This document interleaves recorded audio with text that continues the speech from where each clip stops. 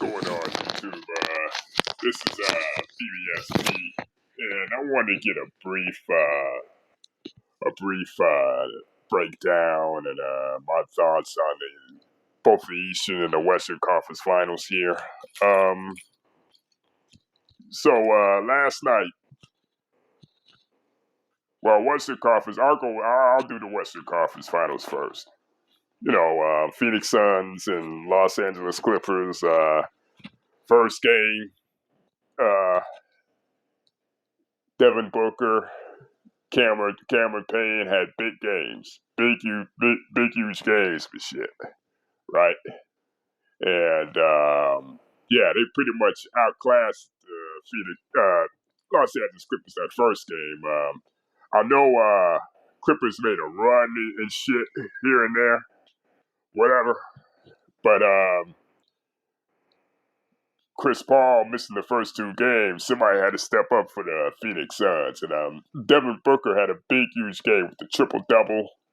I don't know how much he scored, but like I said, it's going to be a real quick video of a brief breakdown, of both the conference finals. So that's game one. Game two was a pretty close game. It's like went back and forth. And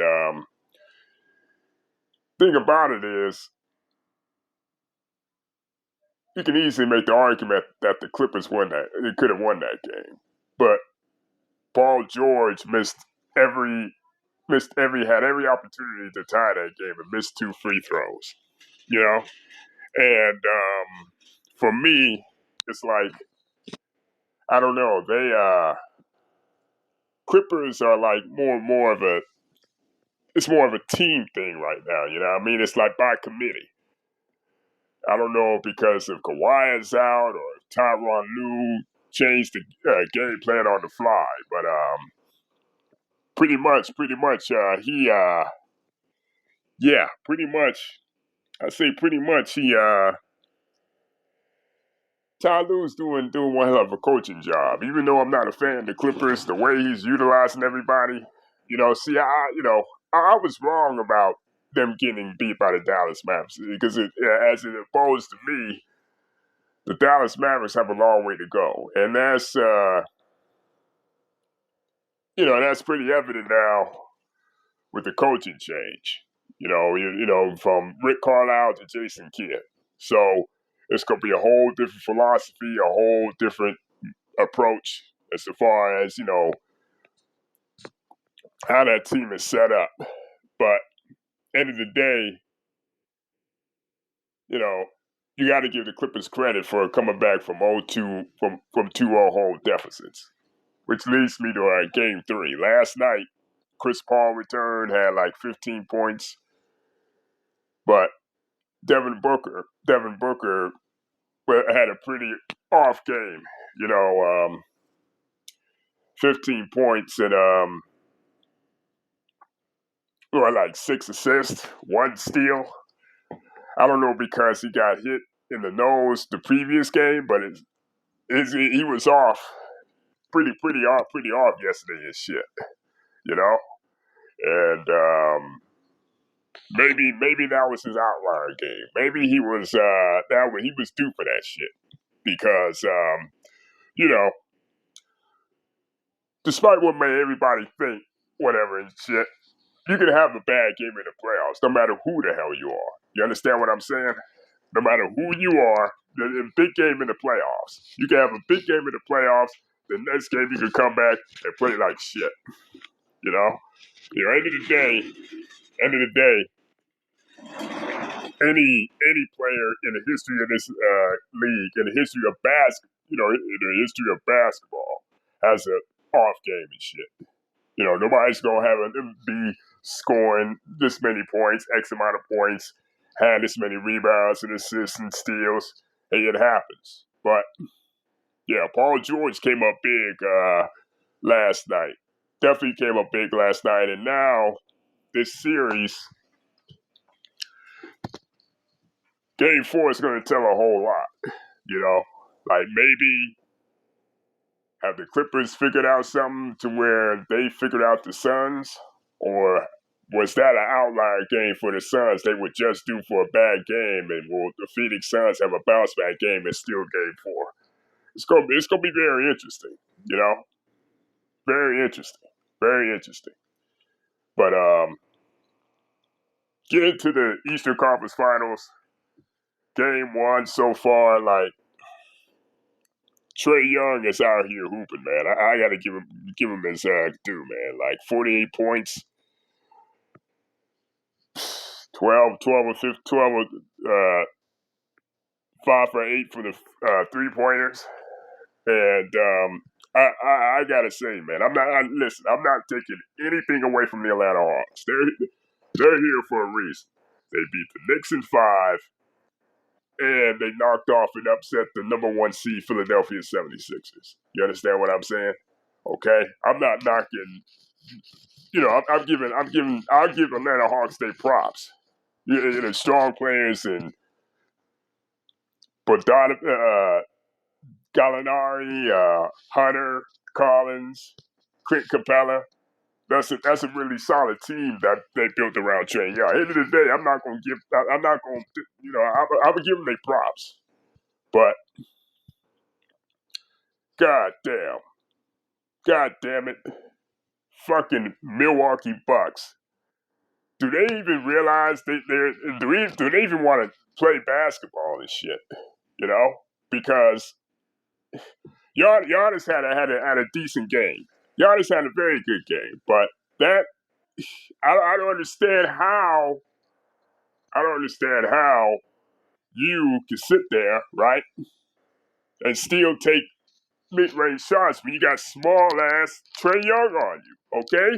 Take his ass to the basket and punish him down low. I don't understand this shit, man. Like, come on. Like, dude, you're probably the most dominant player on the court, but yet you taking mid-range shots over Trae Young. Now I see that. I mean, I see if you have somebody like a Clint Capella on you and you're trying to take him off the dribble, but Trae Young, like Shaq says, that's barbecue chicken and shit. That's barbecue chicken. And Chris Middleton, I don't get Giannis sometimes, man. I mean, it's physically, he's physically one of the most talented players in the league. But it seemed like his IQ is not there yet as to what to do in certain situations of the game, you know? Certain situations in the game, he don't know what the hell to do. A small guy on you, 9 times out of 10, unless the shot clock's running down, you're gonna take his ass to the hole. I don't understand this shit, man. Like some of the IQ of these players don't make sense. Some of the IQ of these players don't make sense. Don't make sense to me, man. I mean, I don't get it. Guy, and let's get to Chris Middleton. Once again, Chris Middleton comes up small, right? 11-point lead, but yet you taking 3-pointers. You taking 3-point after 3-point shot, and just it's not even smart basketball, man. And the guy, I know I keep giving this dude chance after chance, but this guy, this dude, man, I swear, he cannot be your second best player on an inspiring championship team. I'm so it is what it is. Jrue Holiday was pretty.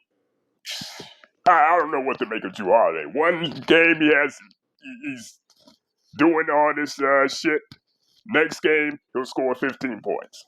I don't understand Jrue Holiday at all, man. And Brook Lopez seemed like to me all he does is take 3-point shots. Damn near 7 foot, and your game is a 3-point shot. A player like Brook Lopez way back in the 80s and even the 90s, he get chewed out by the coach and get benched. He would never play another goddamn minutes, man. He'd never play another minute. You taking 3-point shots all like that. You got a small dude on. You gonna take him out to the 3-point line and shoot a 3-pointer, man? What type of shit is that? But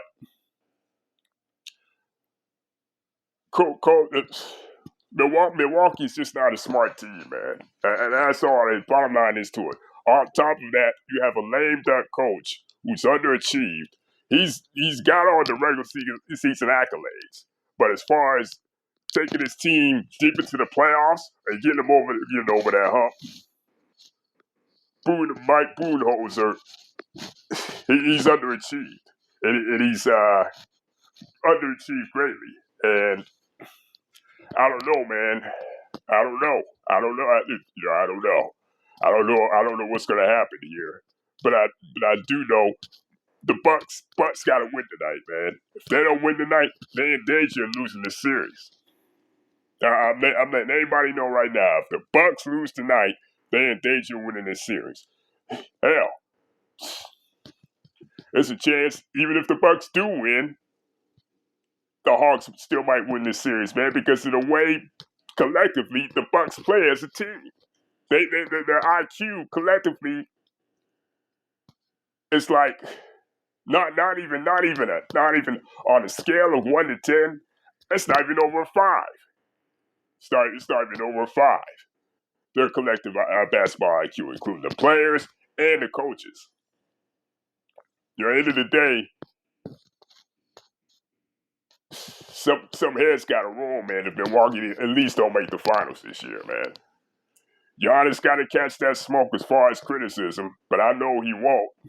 And number 2, Coach Budenholzer needs to go. I'm sorry, I'm not advocating for anybody to lose their jobs in this day and age, but he's Mike Budenholzer's only proven to be a lame duck coach in the postseason. But that's my brief analysis. Tell me what y'all think. Hit the like, subscribe, and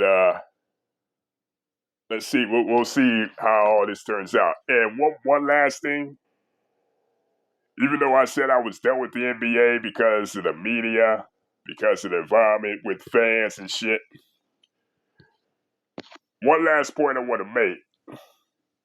It's a kind of a good feeling that neither the Nets, the Lakers, or any of these big market teams are going to win a championship. Because now it feels like it's parity. It's some parity. See, the only my upset. The reason I was upset is because, to be honest, I ain't gonna lie. I thought the Brooklyn Nets was just gonna steamroll to a championship. But I didn't take into account that injuries, number 1, and number 2, Steve Nash is a novice coach. But hey, basketball gods worked out in our favor, and to be honest, I'm sort of enjoying this. You never know who's going to come out on top and who's going to win it. You know what I mean? I like this setup. I definitely like this setup. You know what I'm saying? So whoever wins this championship, even the Clippers, if they somehow find a way to win this ship, you got to give them their props. End of the day, you got to give them their props. You know, because none of these teams are a so-called super team and everything, and none of these teams are stacked. You know, but let me know what y'all think. Hit the like and subscribe.